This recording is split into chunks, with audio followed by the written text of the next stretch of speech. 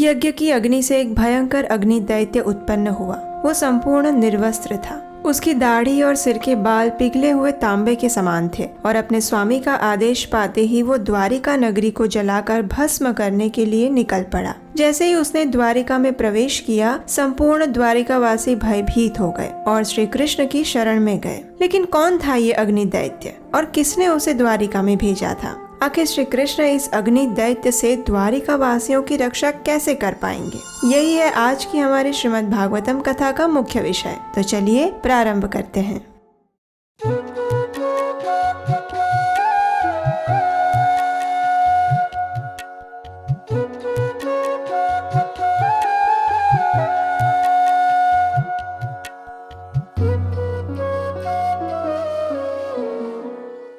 हरे कृष्णा। कार्तिक मास विशेष श्रीमद् भागवतम कथा के पिछले अध्याय में हमने सुना कि बलराम जी वृंदावन में सभी व्रजवासियों को आनंद प्रदान कर रहे थे और उन्होंने 2 महीने वहीं व्यतीत किए। लेकिन उस समय द्वारिका में एक विचित्र घटना हुई। करुष देश के राजा पौंड्रक ने द्वारिका में एक संदेश भिजवाया। राजसभा में उसका संदेश सुनाते हुए दूत कहने लगा, मैं ही एकमात्र वासुदेव हूँ और बद्ध जीवों का उद्धार करने के लिए कृपावश मैंने इस संसार में अवतार लिया है। हे कृष्ण, तुम भगवान विष्णु के सभी चिन्हों को त्याग दो और मेरी शरण ग्रहण करो, अन्यथा युद्ध की तैयारी करो।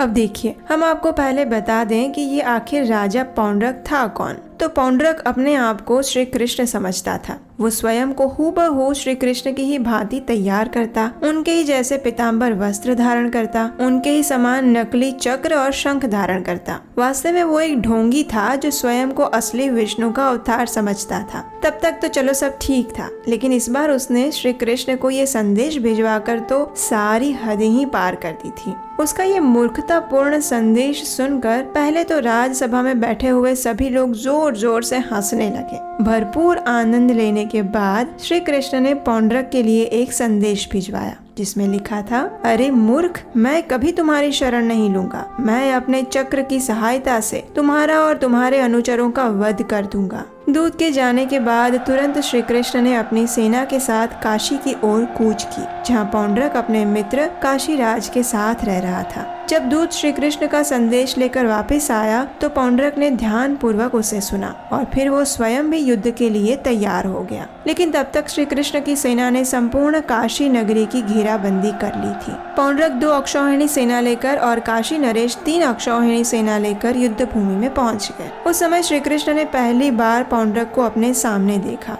वो हूबहू श्री कृष्ण की नकल करता हुआ बहरूपिया जैसा लग रहा था। उसने शंख, चक्र, गदा और कमल लिया हुआ था। उसके हाथों में नकली शारंग धनुष था और छाती पर नकली श्रीवत्स और कौस्तुभ मणि थी। उसने पीताम्बर पहना था और उसके रथ पर गरुड़ की ध्वजा थी। उसे देखकर श्री कृष्ण युद्ध भूमि में जोर जोर से हंसने लगे। उस समय विरोधी सेना ने श्री कृष्ण पर अस्त्र शस्त्र की बौछार कर दी, लेकिन भगवान ने अपनी गदा, तलवार और चक्र से उन सभी अस्त्रों को निरस्त कर दिया। देखते ही देखते संपूर्ण युद्ध भूमि में खंडित रथ और मृत शरीरों का ढेर लग गया। तब भगवान श्री कृष्ण ने पौंड्रक से कहा, प्रिय पौंड्रक, तुम्हारे दूत ने कहा था कि मैं अपने अस्त्र तुम्हें दे दूं।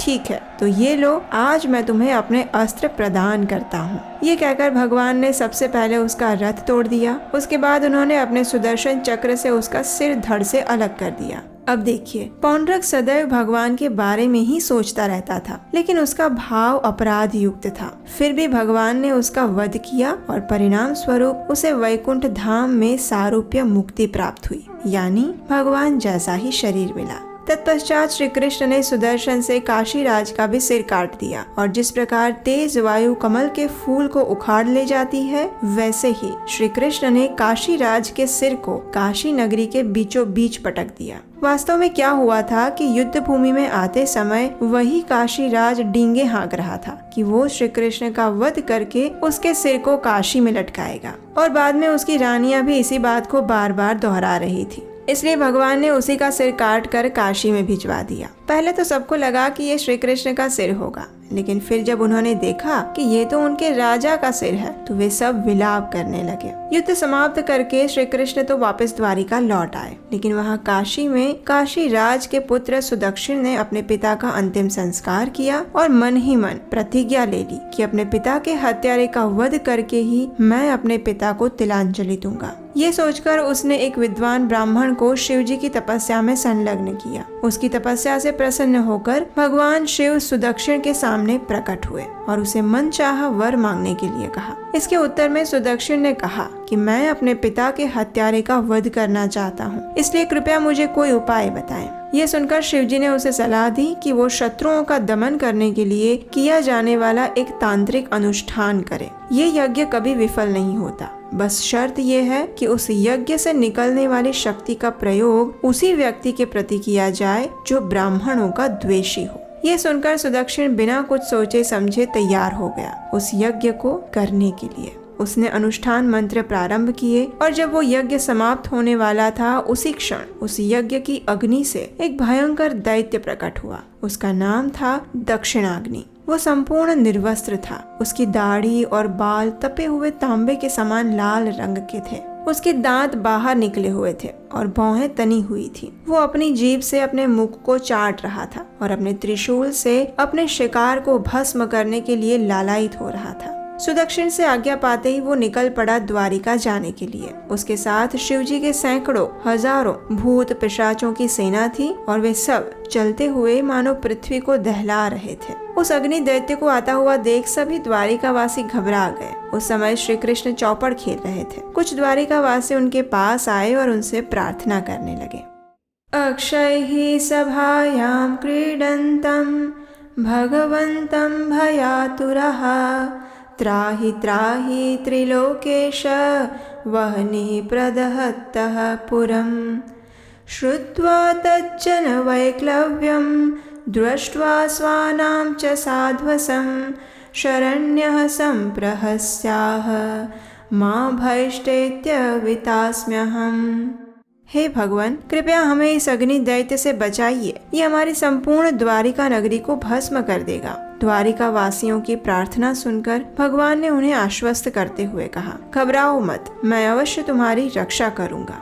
श्री कृष्ण ने देखा कि वो अग्नि दैत्य भगवान शिव द्वारा भेजा गया था, इसलिए उसी समय उन्होंने अपना सुदर्शन वहां भेजा। कोटि कोटि सूर्य के समान दैदीप्यमान सुदर्शन चक्र ने जैसे ही अग्नि दैत्य का पीछा किया तो वो दैत्य बचने के लिए वहां से भागने लगा और वो उल्टे मुंह काशी वापस लौट आया। अब देखिए, ये जो सारी तांत्रिक विधियां और काली शक्तियां होती है, उसका नियम ये होता है कि अगर वो अपने लक्ष्य को भेदने में निष्फल हो जाती है तो वो उसी व्यक्ति के पास वापस जाएगी जिसने उसे भेजा था और फिर उसी को वो भस्म कर देगी। तो इस नियम अनुसार वो अग्नि दैत्य वापस सुदक्षिण के पास पहुंचा और वहां जाकर उसने सुदक्षिण के साथ यज्ञ करने वाले सभी ब्राह्मणों को जलाकर भस्म कर दिया। इस दैत्य का पीछा करते करते सुदर्शन भी काशी में पहुंच गया और देखते ही देखते उसने संपूर्ण नगरी को जलाकर भस्म कर दिया। तो ये थी आज की कार्तिक मास विशेष श्रीमद् भागवतम कथा। और आज का प्रश्न है, पौंड्रक को कौन सी मुक्ति प्राप्त हुई थी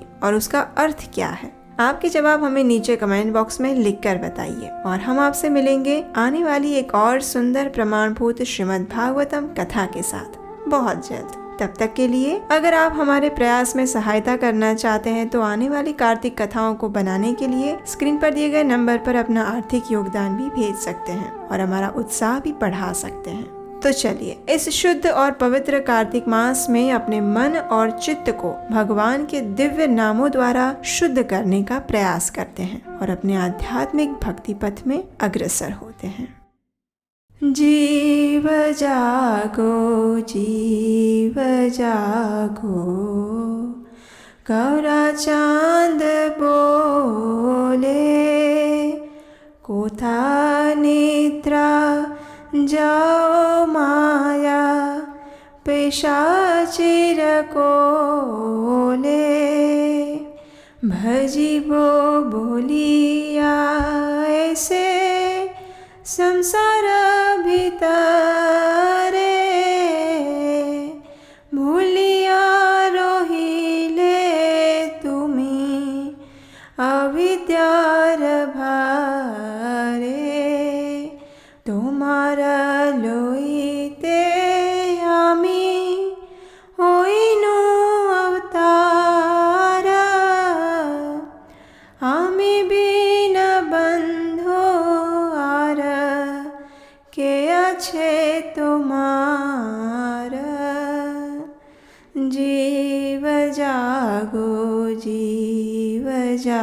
को। गौरा चांद बोले कोथा निद्रा जाओ माया पिशाची रखोले। हरे कृष्णा।